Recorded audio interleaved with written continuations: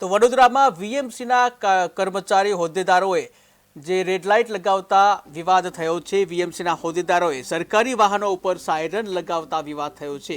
જાગૃત નાગરિકો છે, આ જાગૃત નાગરિકોએ પોલીસ કંટ્રોલ રૂમમાં ફોન કર્યો હતો। પોલીસને કોર્પોરેશનમાં બોલાવવાની ફરજ પડી હતી, ત્યારે અનઅધિકૃત રીતે પાલિકાના હોદ્દેદારો સાયરન લગાવતા વિવાદ થયો છે, ફરિયાદ થઈ છે। ટ્રાફિક પોલીસ કે આરટીઓ નથી કરી રહી કોઈ જ કાર્યવાહી, ત્યારે વીએમસીના હોદ્દેદારો અને અધિકારીઓના વાહન પર સાયરન લગાવવામાં આવ્યા હતા। ત્યારે પોલીસ આ સાયરન ક્યારે ઉતારશે તેના ઉપર સૌથી મોટો પ્રશ્ન છે।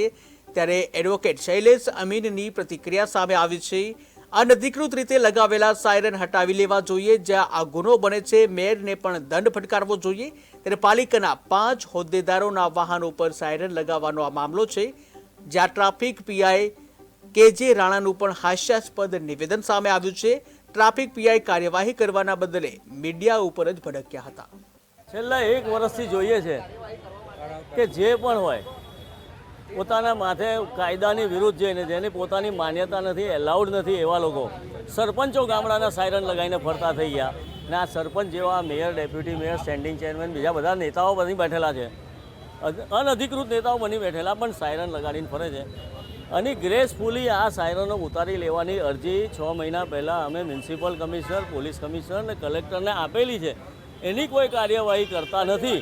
અને આજે જ્યારે આટલા મહિના થઈ ગયા અને આ સાયરનો આ લોકોનો દુરુપયોગ કરે છે અને એસએસજી હોસ્પિટલને સાયલેન્ટ ઝોન ને આવા બધા સાયલેન્ટ ઝોનની પાસે પણ આ લોકો વગાડતા હોય છે, સ્કૂલો કોલેજો પાસે વગાડતા હોય છે। એમને કોઈ ભાન નથી કે જ્ઞાન નથી કે એમને એલાઉડ પણ નથી।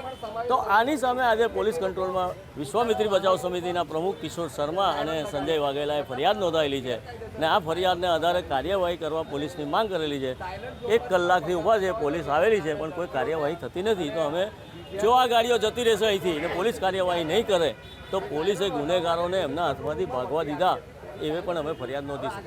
હા, એમાં એનું કારણ છે કે ભાઈ આજે પોલીસ બી આવી છે, પોલીસ બી અમને એમ કહે છે કે આ ટ્રાફિકનો વિષય છે, તો અમે ટ્રાફિકમાં બી કંટ્રોલમાં ફોન કર્યો કે ભાઈ તમે આવીને આ કારો જરૂરી છે, કારણ કે આ 2022થી આ વસ્તુ ચાલતી આવી છે અને હજુ બી સુધી એનો કાયદો નહીં પાલન કરવામાં આવે, કારણ કે અમે બી લગાવીશું, બધા બી લગાવશે સાયરન। તો એને આનો મતલબ એ થઈ ગયો કે આ લોકોને કોઈનો સત્તાનો નશો એવો આવી ગયો છે કે ભાઈ આ ફરિયાદ હોવા છતાં બી અમને કોઈ કંટ્રોલ રૂમમાં એ કશું તેનો નિકાલ આવ્યો નથી। એટલે વારંવાર અમારે ફરિયાદ કરવા છતાં બી જો ન કાઢવામાં આવે તો અમે કંટ્રોલમાં ફોન કરીને કીધું છે ભાઈ અધિકૃત છે કે કેમ એ આપણે વેરીફાઈ માટે એમનો જે પરિપત્ર છે આને રિલેટેડ એ પરિપત્ર મળે પછી આપણે આગળ કાર્યવાહી નહીં યોગ્ય છે અયોગ્ય છે આપણે પરિપત્ર લેટ મી રીડ ધ પરિપત્ર ફર્સ્ટ નોટિફિકેશન જોઈ લઈ જી સાયરન ક્યારે હટશે મેયર ને એની પર મેં તમને શું કીધું એક ને એક વસ્તુ રિપીટ ન કરો ક્વેશ્ચન બરાબર છે પરિપત્ર જોઈ લેવાનું બરાબર છે કાર્યવાહી થશે જો પરિપત્રમાં